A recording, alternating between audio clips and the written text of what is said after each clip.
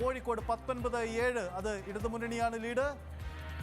കണ്ണൂർ പത്തനംതിട്ടയിൽ പൊതുചിത്രം നോക്കുകയാണെങ്കിൽ UDFന്റെ മുന്നേറ്റമാണ്. അത് ജില്ലാ പഞ്ചായത്തിൽ മാത്രമല്ല ഗ്രാമപഞ്ചായത്തുകളിലും UDFന്റെ മുന്നേറ്റം എന്നുള്ളത് മാറുന്ന ഒരു രാഷ്ട്രീയ ചിത്രം കൂടിയായി മാറുകയാണ്. പത്തനംതിട്ടയിൽ ഗ്രാമപഞ്ചായത്തുകളിൽ UDFന്റെ മുന്നേറ്റം, ബ്ലോക്ക് പഞ്ചായത്തുകളിലും പൊതുവെ LDF മുന്നേറുന്ന ബ്ലോക്ക് പഞ്ചായത്തുകളിലും UDFന്റെ മുന്നേറ്റം, നഗരസഭകളിൽ ഒപ്പത്തിനൊപ്പം എന്നുള്ളതാണ്.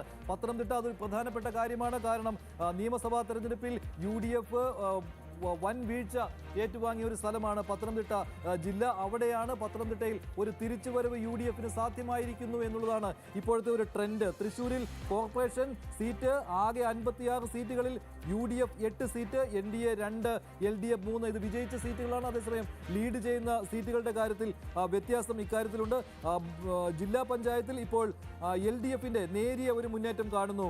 തൃശ്ശൂരിൽ മുനിസിപ്പാലിറ്റികളിൽ ആകെ 7 2 UDF ലീഡ് ചെയ്യുന്നു, ഒരിടത്ത് LDF ലീഡ് ചെയ്യുന്നു എന്നുള്ളതാണ്. എന്തായാലും തൃശ്ശൂർ കോർപ്പറേഷൻ പ്രധാനമാണ്.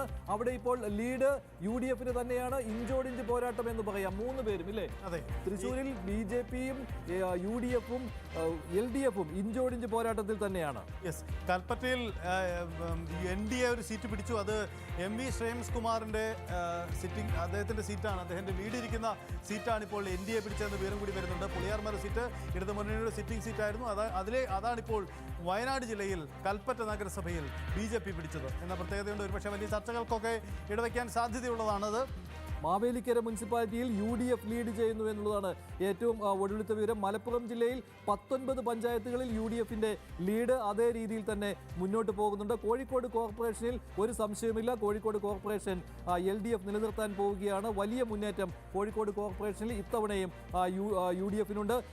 തിരുവനന്തപുരത്തേക്ക് മടങ്ങി വരികയാണെങ്കിൽ തിരുവനന്തപുരത്ത് ഇപ്പോഴും ലീഡ് ചെയ്യുന്നത് BJPയാണ്. 16 കൂടി ഇല്ലേ? 16, 12 LDF, UDF 4 എന്നുള്ളതാണ്. UDF എന്തായാലും ചിത്രത്തിൽ ഉണ്ടാവുകയില്ല. പക്ഷേ അവസാനം കേവല ഭൂരിപക്ഷത്തിലേക്ക് 51 ആർക്കെങ്കിലും വരാൻ പറ്റുമോ തിരുവനന്തപുരത്ത് എന്നുള്ളതാണ് ഇനി അറിയേണ്ടത്. എന്തായാലും 16 ഇപ്പോഴും ലീഡ്, 16 ജയിച്ചു അല്ലെ? 16 BJP ജയിച്ചു, 12 LDFും ജയിച്ചു. അങ്ങനെ തിരുവനന്തപുരത്ത് BJP തിരുവനന്തപുരം കോർപ്പറേഷൻ പിടിക്കുവാനുള്ള യാത്രയിലാണ് എന്ന് തന്നെ പറയാം. കണ്ണൂരിൽ ഇഞ്ചോടിഞ്ച് പോരാട്ടമാണ് കണ്ണൂർ കോർപ്പറേഷനിലേക്കുള്ളത്. അതിപ്പോഴും LDFും UDFും തമ്മിലാണ്. യെസ്, അതാണ് ചിത്രം. സംസ്ഥാനത്തിന്റെ പൊതുചിത്രം കൃത്യമായി മേധാവിത്വം ഒരു കക്ഷിക്കും നൽകാത്ത രീതിയിലാണ് മുന്നോട്ട് പോകുന്നത്.